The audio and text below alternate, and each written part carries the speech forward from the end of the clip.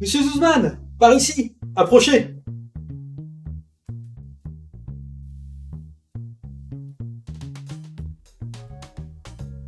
Je suis où là? C'est quoi cet endroit? Bienvenue au bureau de recrutement et de formation des gardiens. Le quoi? Le bureau de recrutement et de formation des gardiens. Mais je suis pas mort? Oui, mort, vivant, tout est relatif. Disons que vous êtes en stase. Le meilleur moyen pour nous de vous contacter. Je comprends rien. Je vais vous expliquer. Asseyez-vous.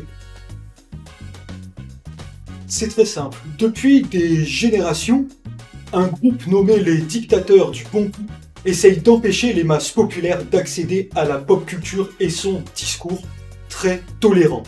Mais quel est mon rôle là-dedans?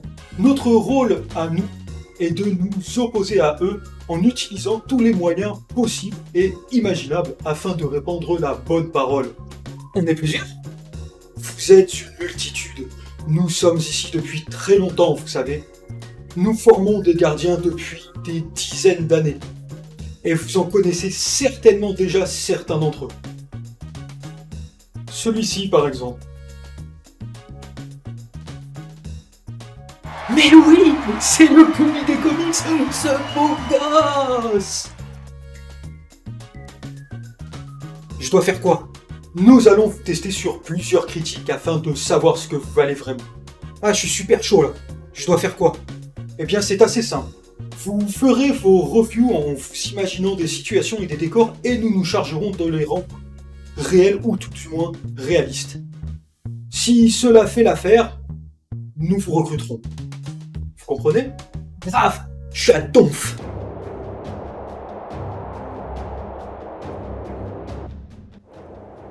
Endless Winter est un récit complet écrit par Randy Lanning, qui a œuvré sur The Authority et War of Kings, mais aussi par Ron Mars, bien connu des comicsophiles, puisqu'il a œuvré sur Green Lantern et d'autres nombreux super-héros.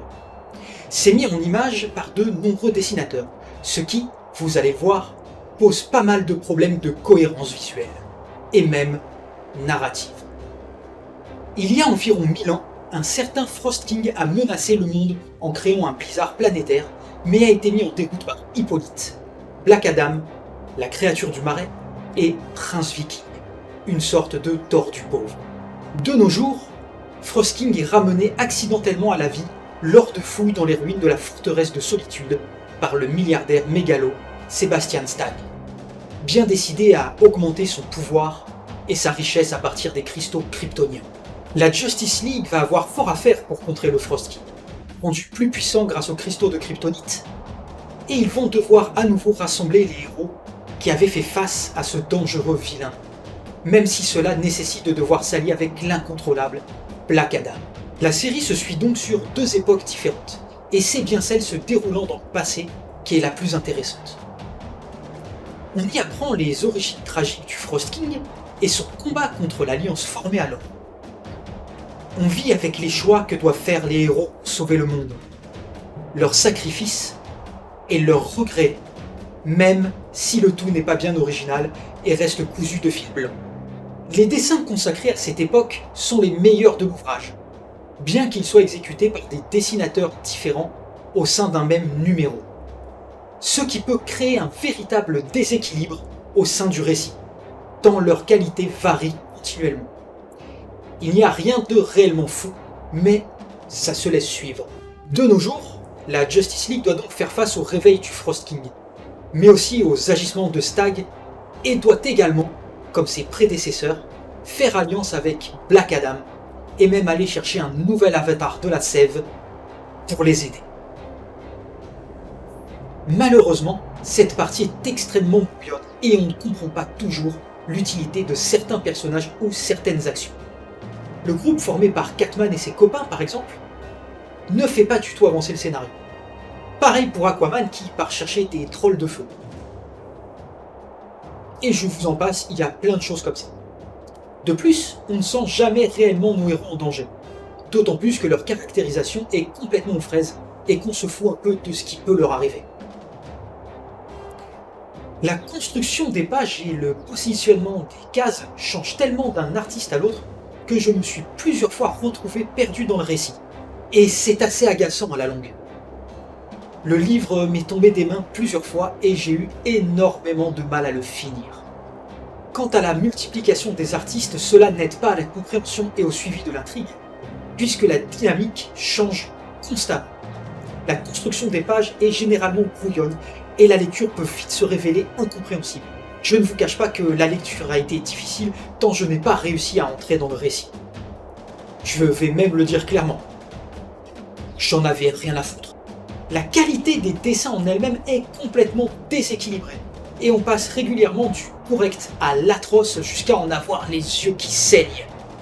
Bref, ce récit vendu comme rafraîchissant par DC rate complètement le coche par son écriture erratique et la qualité discutable de ses dessins, même si j'ai suivi l'histoire du Frosting dans le passé avec un certain plaisir.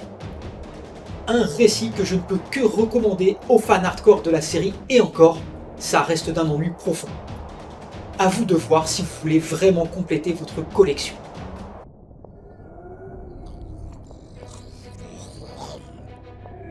Nous passons maintenant à DC's Hope at World's End, paru chez Urban et qui, comme son nom l'indique, n'est pas du tout une suite de DC's. Rien à voir. Cette mini-série est écrite par Tom Taylor, qui est déjà l'auteur du DC's premier du nom et qui a également travaillé sur Injustice.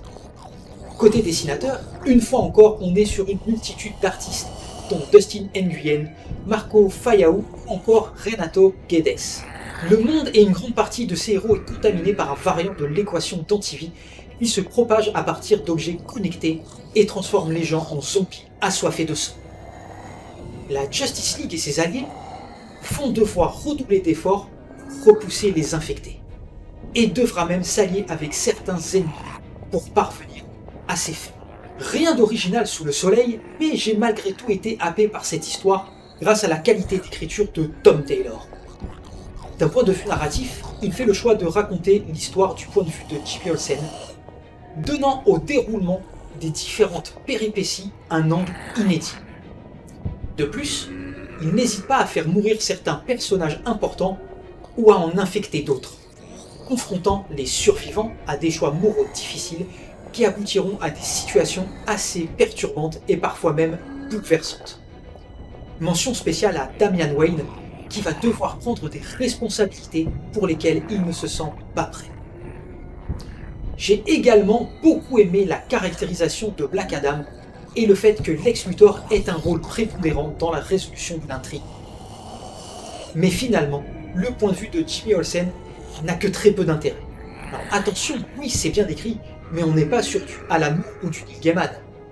Tom Taylor arrive malgré tout à nous tenir en haleine et à assurer une cohérence agréable à son œuvre, pour que j'arrive à ne pas m'ennuyer une seconde. Et cela en partie grâce aux nombreux rebondissements plutôt bien amenés. Hélas, la multiplication des artistes ne rend pas service au travail de Taylor. Et si on passe de bons moments avec Dustin Nguyen, qui a notamment dessiné Little Gotham, ou Renato Guedes, qui lui de son côté a œuvré sur des comics tels que Star Wars ou encore sur Shadowman, qui arrive à créer des moments d'action assez percutants, c'est une toute autre paire de manches avec Carmine Di Giandomenico et Carlo Faio qui m'ont simplement donné envie de me crever les yeux, avec leur visage difforme et leur sens de l'anatomie assez discutable. Heureusement qu'on garde le même scénariste, ça évite les problèmes de déséquilibre narratif que l'on a pu rencontrer dans le catastrophique Endless Winter. Forcément, avec un bon scénariste, les dessins se font oublier et j'ai passé un excellent moment. Et finalement, je n'ai pas vu le temps passer. Ce n'est pas une œuvre maîtresse, mais occuper le temps quand on ne sait pas quoi faire, il y a bien pire que ce DC's Hope at World's End. Préparez le popcorn et votre boisson préférée, et vous devriez passer un bon moment. Si pour vous le dessin n'est pas rédhibitoire, je ne peux que vous conseiller cette mini-série très fréquentable, bien qu'imparfaite.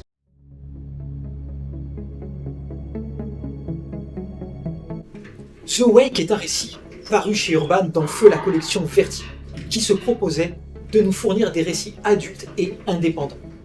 C'est écrit par Scott Snyder, Batman bien évidemment, mais aussi des récits plus à la marge des comics mainstream, comme l'excellent Witches ou même l'indispensable American Vampire. Il est accompagné au dessin du grand Sean Murphy, qui a œuvré sur un nombre incalculable de récits indispensables tels que Punk Rock Jesus, Joe l'aventure intérieure que j'ai déjà chroniqué, ou encore Tokyo Ghost. Une fois n'est pas coutume, le récit se déroule en 2 parties, sous 2 époques différentes. En 2014, une équipe est rassemblée pour mener à bien une expédition gouvernementale. Elle est composée de Lee Archer, spécialiste des animaux marins, du docteur Marin, spécialiste de mythologie, de Mix, un chasseur d'espèces en voie de disparition, et du docteur Wainwright, ancien supérieur de Lee. Cette équipe va devoir étudier un spécimen que l'on croyait légendaire, la sirène. Malheureusement, rien ne va se dérouler comme prévu. 200 ans plus tard, les eaux ont recouvert la quasi-totalité du globe. Et les rares survivants, regroupés sous diverses gouvernances, survivent comme ils le peuvent malgré les attaques incessantes des envahisseurs et le manque d'eau potable. C'est à cette époque que l'on retrouve Lee Ward, qui vit de la revente de produits de contrebande et qui reçoit un jour un signal envoyé depuis plus de 10 000 km de chez elle et qui promet de donner la solution pour sauver l'humanité. Lee Ward n'hésite alors pas à partir une seconde malgré les différents dangers. La première partie de ce récit est la plus simple et lorgne vers le fantastique science-fiction à la Alien. Nos protagonistes sont pris au piège et doivent survivre à la traque d'une créature aquatique sanguinaire. Tout se met en place très vite et la plupart des personnages sont à peine esquissés. Reste un dynamisme et un sens de la narration exemplaire qui nous tiennent en haleine et sous pression jusqu'au dénouement tragique de cette première partie. Au niveau des dessins, Murphy nous donne une nouvelle leçon de narration avec une fluidité exceptionnelle qui permet de suivre l'action sans jamais se perdre. D'ailleurs, la plupart des pages se lisent de la gauche vers la droite sur 2 pages, ce qui donne un aspect très cinématographique à l'ensemble. Le design, quant à lui, va lorgner du côté de Alien comme de The Thing. La deuxième partie de cette œuvre, quant à elle, prend le total contre-pied de cette première partie. On passe immédiatement du fantastique au récit d'aventure et à la piraterie. J'ai lu beaucoup de critiques sur cette seconde partie, mais personnellement, j'ai été complètement emporté et fasciné par le voyage de Lee Ward dans cet univers proche de Waterworld, entre autres.